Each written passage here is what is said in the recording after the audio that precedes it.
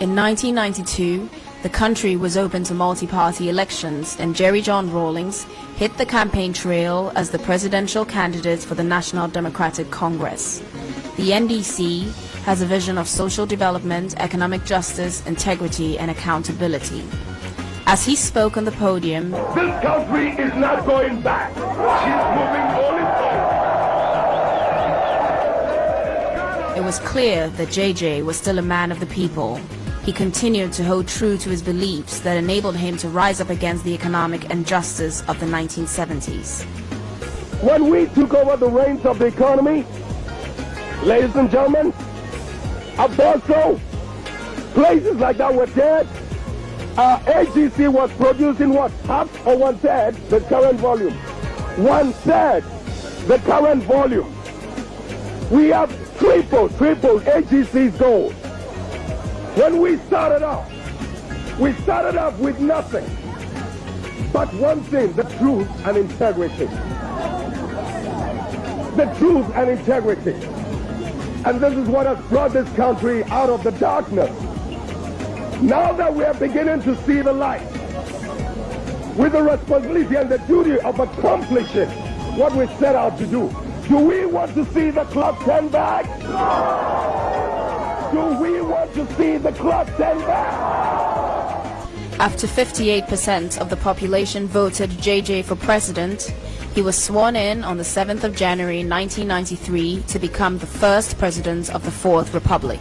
I, Flight Lieutenant Jerry John Rawlings, Flight Lieutenant Jerry John Rawlings, having been elected to the high office of President to the high office of President of the Republic of Ghana, the Republic of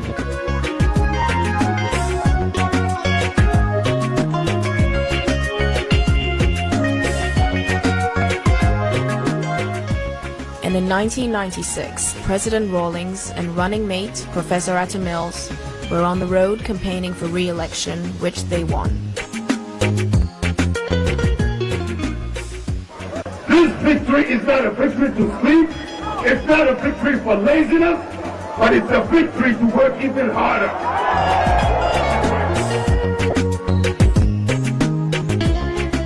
Democracy is to be able to have dialogue, to be able to debate issues.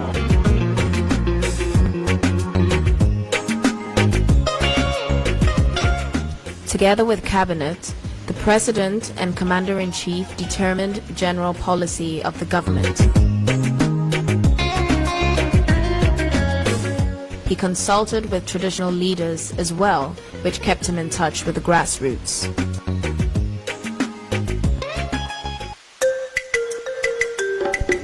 During Jerry John Rawlings' tenure in office, a mausoleum was built in honor of the late Asajafo Kwame Nkrumah. Kwame Nkrumah was not perfect, and I may be one of the most critical people about certain aspects of his government. But I will never deny him nor any man the praise for outstanding achievements, and for Dr. Nkrumah in particular, the things that made him a great figure in history. On this 32nd anniversary of Ghana's Republic Day, we are laying Dr. Nkrumah's remains to rest at the site of his greatest triumph.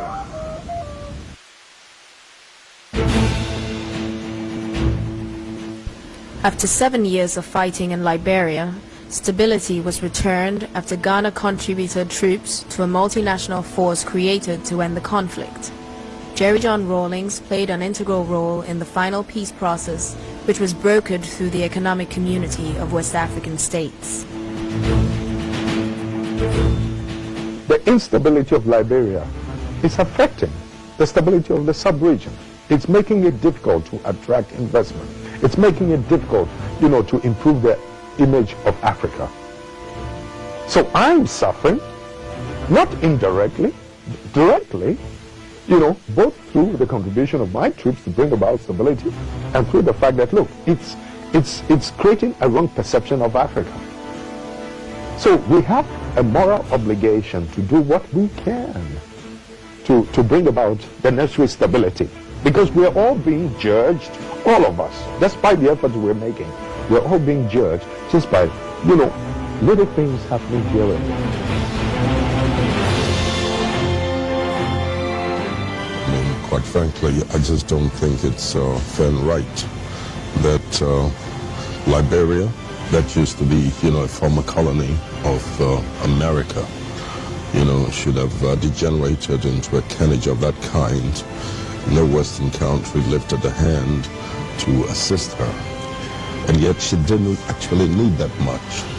But when it comes to the European theater, the whole of Europe, NATO, the US, everybody pumps in all the necessary resources. And yet we didn't need a fraction of that to assist us in Africa to deal with our own problem.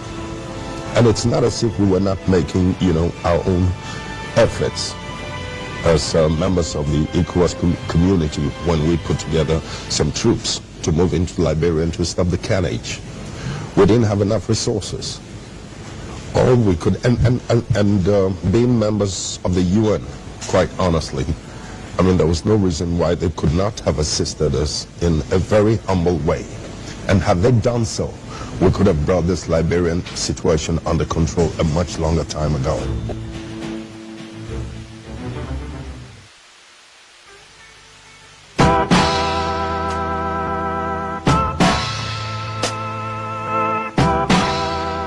The hard work of the 1980s built a strong base for Rawlings to go to many countries to promote the good name of Ghana for viable foreign direct investment.